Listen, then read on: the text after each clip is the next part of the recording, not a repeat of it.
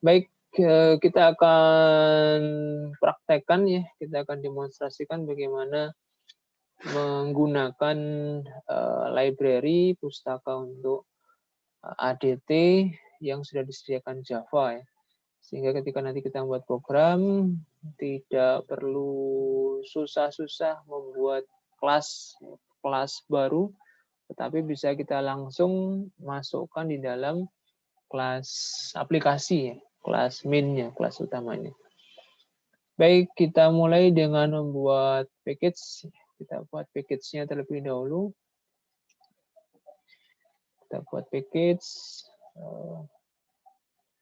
Ya, kita buat package namanya pkg pustaka ya. Pustaka ADT.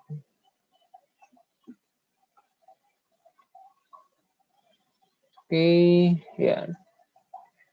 Kalau cara sebelumnya kita harus membuat kelas simpul ya, kelas node, kelas item, kemudian kita buat kelas link list-nya, baru kemudian kelas aplikasi. Maka karena kita menggunakan pustaka yang notabene sudah disediakan oleh Java, ya kita bisa langsung membuat kelas aplikasinya ya. Kita bisa langsung membuat kelas aplikasinya.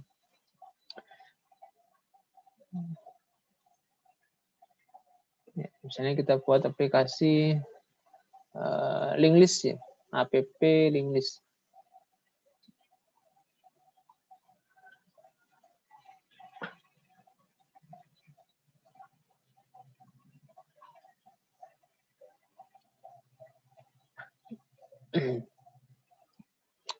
Oke, kita tunggu ya, sudah muncul. Ya, oke. Baik, sebagaimana yang tadi saya sampaikan di penjelasan materi, kita bisa langsung melakukan perintah import ya, Java, kemudian util. Ya, ini sekedar informasi saja. Ada sekian banyak package yang sudah disediakan oleh Java ya. Ya, kita sementara ini hanya membahas util ya. Padahal util pun juga isinya sangat banyak ya, sangat banyak. Ya, jadi mungkin ada ratusan package yang sudah disediakan oleh Java. Kita pilih util, kemudian kita pilih link list ya. Kita pilih link list.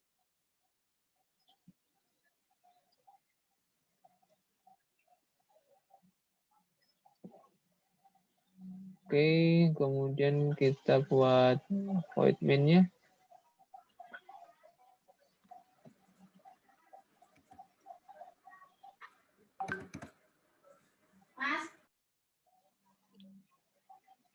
Oke.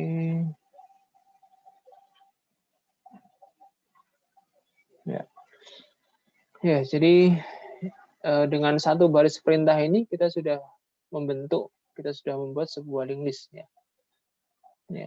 Kenapa? Karena library-nya sudah ada, pustakanya sudah ada. Kita panggil kelas link list, kemudian kita new objek dari kelas link list. Oke, kemudian kita modifikasi ya, kita buat programnya ya, kita bisa buat programnya. Misalnya kita buat pilihan menu ya, seperti yang kemarin. Kita buat pilihan menu, import Java util ya, kita pakai scanner untuk pilihan menunya.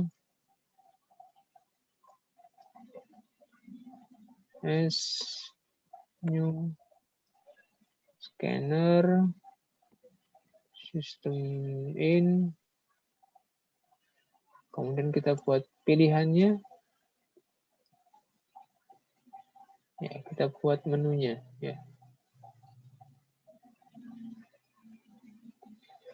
While pilih tidak sama dengan path. Nah, ini kemudian kita tambahkan menu-menunya. menu link list.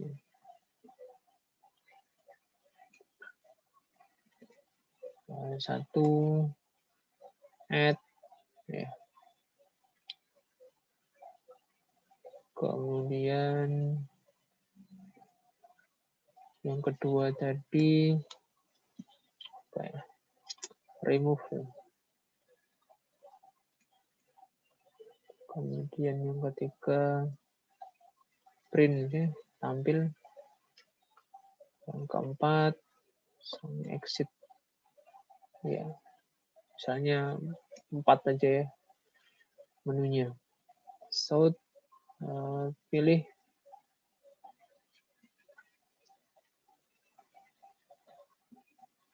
ya, kemudian kita panggil pilih s.next in. Kemudian kita switch pilih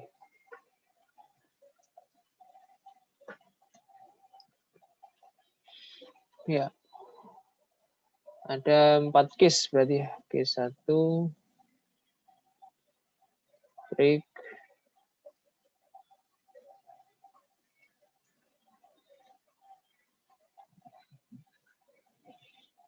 kita kopas saja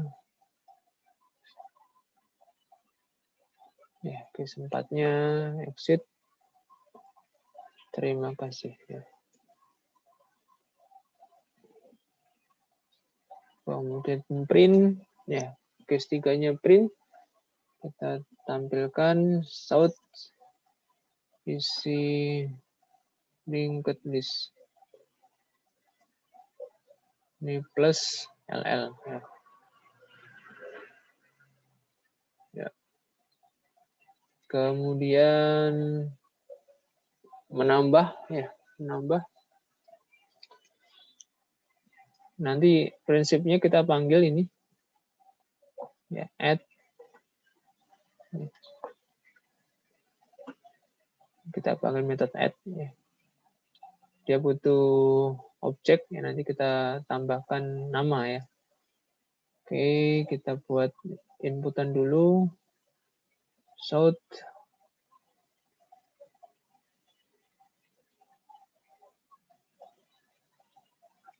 input nama misalnya.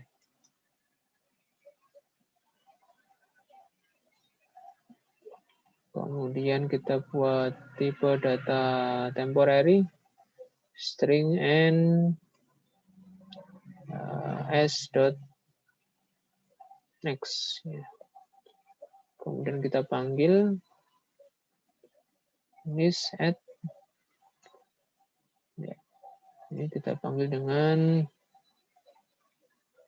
argumen n. Ya. Oke. Ini untuk inputnya. Jadi dimasukkan dulu namanya. Caranya membuat link list berisi nama mahasiswa misalnya. Kemudian dipanggil metode add ya. Add. Kemudian untuk hapusnya ya. Ya, kita pilih remove. Ada beberapa varian di sini, remove index, remove object, ada remove first occurrence. Jadi yang pertama kali ketemu, ada remove last occurrence. Masing-masing punya karakteristik proses yang berbeda-beda. Kita pilih yang default saja, yang remove. Ya. Oke, jadi ini program list kita. Ya. Hanya butuh berapa baris ini? 35 baris. Oke, kita coba tes run.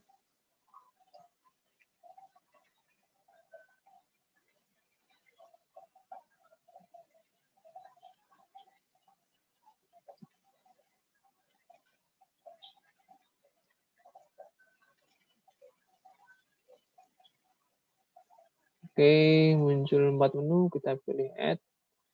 Nama Budi. Kemudian kita coba print.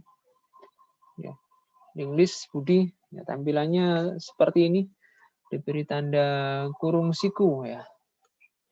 Kita tambah lagi nama Wati, kita coba print ya. Ada Budi, Wati. Jadi penambahannya ada di belakang, Kita tambah lagi nama Iwan. Ya. Kita print Budi, Wati, Iwan. Kemudian kita panggil remove. Ya. Tidak ada message dari aplikasi. Efeknya kita lihat di print. Ya. Jadi remove itu kalau dieksekusi ternyata yang dihapus adalah yang depan, ya, yang depan. Jadi budinya yang dikeluarkan dari link list ya, dihapus dari link list, sehingga menyisakan Wati dan Iwan.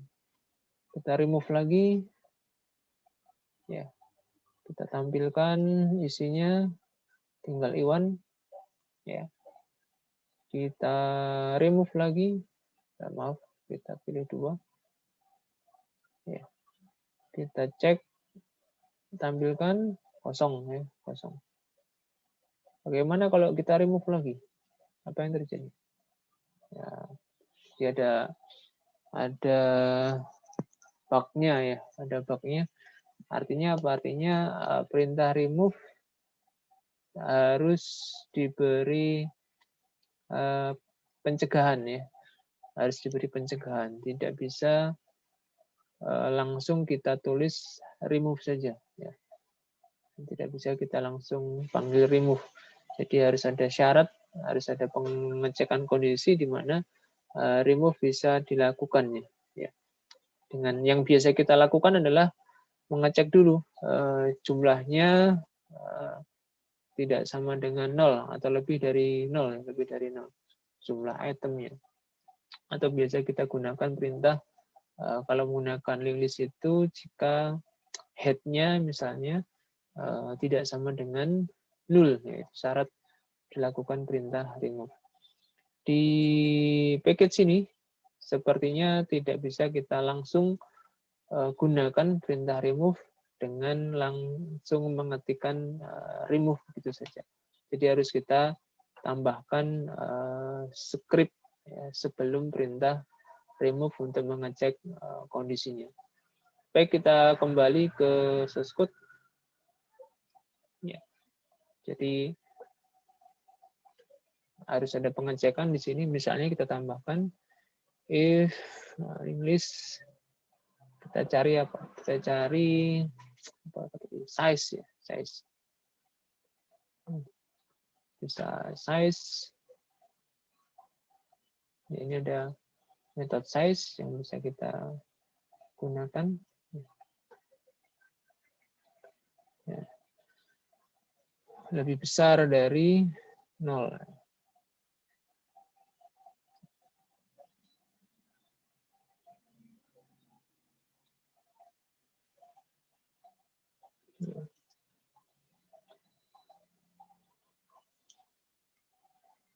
Else, misalnya kita beri message-nya.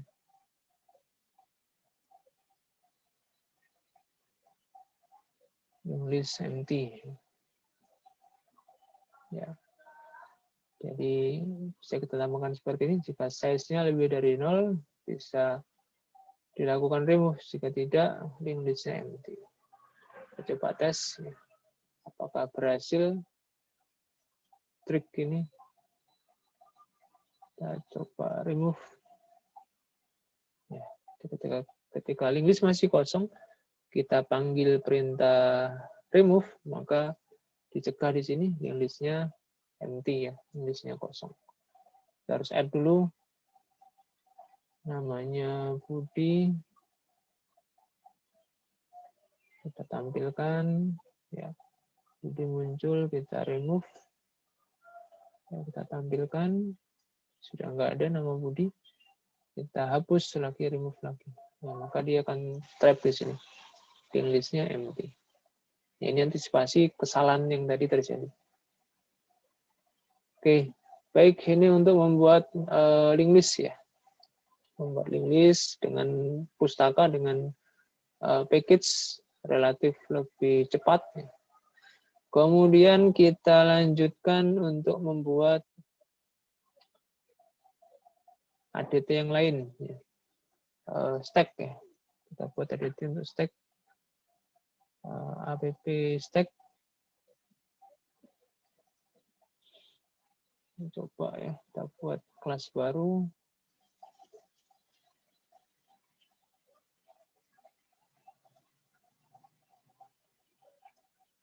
Kita import Java util, ya ada stack di sini. Kemudian sekalian untuk scannernya.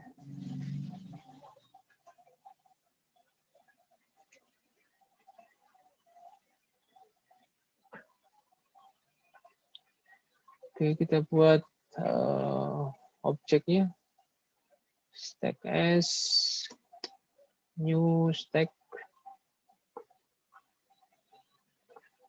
kemudian scannernya s new scanner.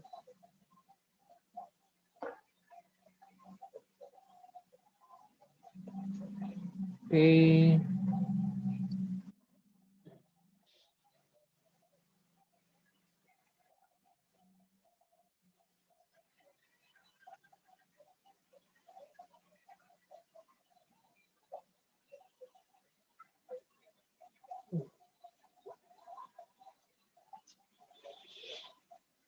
Kemudian pilihannya ya, kemudian menunya integer pilih sama dengan baik, untuk mempercepat kita kopas saja loopingnya ini, duelnya ini kita kopas. Kita masukkan ke stack ya. Karena kurang lebih sama ya, kurang lebih sama. Menunya kita ganti dengan stack. Add-nya kita ganti dengan push. Remove-nya kita ganti dengan pop. Oke, kemudian scannernya kita ganti SC. Kemudian, nah ini kita ganti ya. Kita ganti yang ini, kita kosongkan dulu untuk push-nya, dan pop-nya kita kosongkan, isi stack ya. Tampilkan S. Ya, sudah tidak ada errornya, kita cek satu persatu. Kita membuat tumpukan nama ya, string and oke. Kita panggil metode push ya. N. Ya, jadi stacknya S, kita panggil metode push dengan argumen N ya, nama yang kita masukkan. Kemudian untuk popnya kita coba yang cara langsung ya, apakah berhasil pop.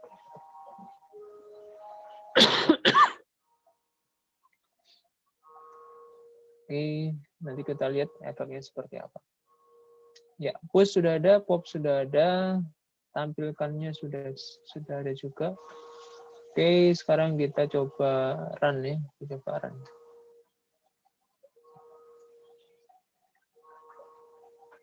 Oke. Kita pilih push, masukkan nama Budi. Kita tampilkan ya, isi stacknya Budi. Kita push lagi namanya Wati. Ya, berarti nanti Wati ada di depannya Budi. Ya. Kita tampilkan. Oh, ternyata stacknya punya persepsi ya, punya persepsi yang top itu yang kanan ya. Yang top itu yang kanan. Jadi ujung atasnya stack itu adalah sisi kanan ya. Jadi penambahan baru selalu ada di kanan. Oke ya. Nanti berarti efeknya ketika di pop itu yang kanan yang hilang dulu. Kita tambahkan lagi Iwan. Kita tampilkan ya Budi, Wati, Iwan. Oke, kita sekarang panggil metode pop. Oke, kita cek hasilnya. Ya, Iwannya yang keluar. Ya. Iwannya yang keluar dari stack. Jadi ujung atasnya tadi, topnya of stack adalah ujung kanan tampilan. Sehingga ketika dipanggil pop, maka Iwan yang keluar dulu. Kita pop lagi. Mestinya tinggal Budi. Ya, ya benar. Watinya keluar dari stack. Kita pop lagi. Kita tampilkan. Ya, stacknya kosong. Oke, kita coba pop ya ketika kondisi kosong. Apakah terjadi yang seperti di link list tadi? Kita coba pop. Ya, ternyata sama. Jadi tidak bisa kita pakai langsung perintah pop, artinya pengecekan error handlingnya itu tidak ada di dalam metode popnya, tetapi harus kita lakukan di luar metode popnya. Sehingga kita harus menambahkan beberapa script sebelum memanggil metode popnya. Oke, kita kembali ke source code, kita harus modifikasi bagian menu untuk pop. Sama, kita mungkin tinggal memanggil metode bisa empty ya, ini menarik nih ada empty. Jadi kita bisa pakai metode empty seperti ini. Selain size ya, misalnya size juga ada. Size juga ada. Coba kita pakai metode empty ya. Ya. Jika stack empty, maka tampilkan ya. Tampilkan stack empty. Else ya, di pop ya. Jika stacknya empty, dimunculkan keterangan empty. Jika tidak, itu di pop ya. Bisa dilakukan pop. Oke, kita coba cek apakah cara ini berhasil. Oke, kita panggil metode pop. Ya. Langsung muncul stack empty dan tidak terjadi kesalahan. Kita coba tambahkan satu data Budi, kemudian kita pop. Ya, kita tampilkan kosong, kemudian kita pop ya. Ya. Jadi error yang tadi terjadi sudah tidak terjadi lagi di sini. Muncul stack empty. Oke, artinya cara yang kita lakukan sudah benar ya. Kita exit ya. Baik, ini untuk aplikasi stack menggunakan pustaka ya, menggunakan pustaka. Jadi tinggal kita panggil library-nya, kita buat objeknya, kemudian kita buat menu operasi-operasi dasarnya, tinggal kita panggil metode-metodenya. Khusus untuk pop ya, kita perlu tambahkan error handling ya, penanganan kesalahan, yaitu ketika kondisi empty, ketika kondisi empty. Di program kita sebelumnya error handlingnya kita letakkan di dalam metode popnya. Ya, di bedanya di situ. Kalau dulu kita membuat program stack, error handlingnya itu ada di dalam metodenya pop. Ya. Kita tambahkan di sini. Sehingga tidak perlu mengecek, menuliskan seperti ini di menu main ya, di menu main. Ya ini cara pendekatan yang berbeda dan sah-sah saja ya. Sah-sah saja. Silakan dipilih mana yang disukai. Kebetulan Java lebih suka dengan cara seperti ini. Artinya pengecekan dilakukan satu paket di bagian main program. Baik, ini yang stack, kemudian yang terakhir kita buat queue ya. Kita buat queue dengan menggunakan pustaka ya. App queue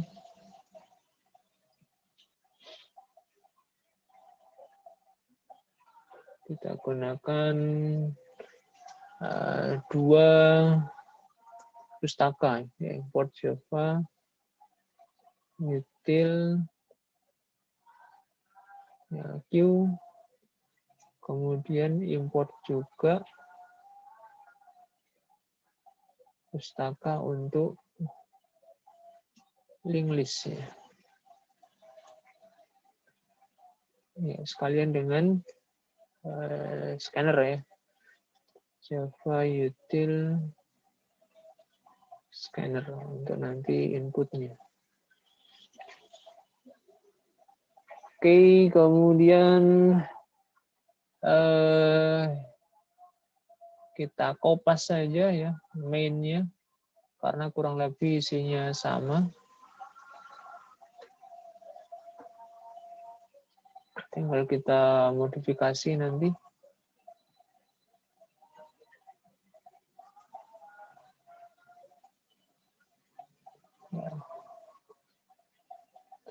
Tag-nya tadi kita ganti dengan queue. New-nya kita ganti dengan linked list. Ya. Oke, push kita ganti dengan enq. Pop kita ganti dengan dq. Menunya menu queue. Kita akan membuat antrian berdasarkan nama orang.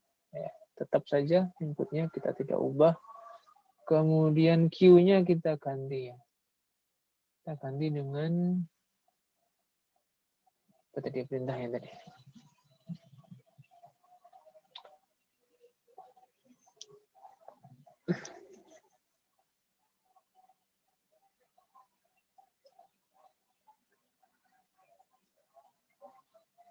Ya, add ya. Kita gunakan add untuk menambahkan ke dalam antrian, kemudian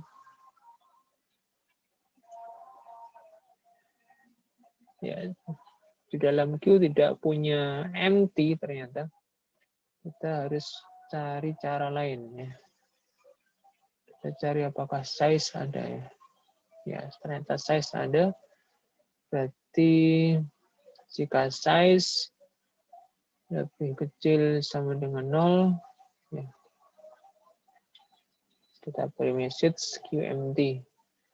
Jika tidak, ya, maka kita panggil metode tadi apa? Poll ya. Poll. Oke. Kemudian untuk print-nya kita ganti dengan Q. Ya. S-nya kita ganti dengan Q. Oke, jadi ini modifikasi yang kita lakukan dari source code-nya Q untuk diubah menjadi dari source code-nya stack untuk diubah menjadi source code-nya Q. Oke, sepertinya sudah semua. Kita tes run.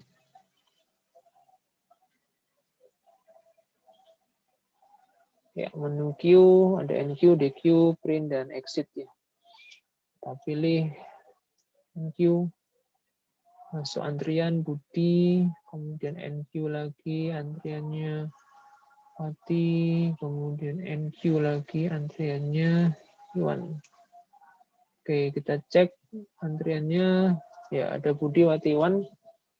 Berarti pintu masuknya antrian ada di kanan, ya.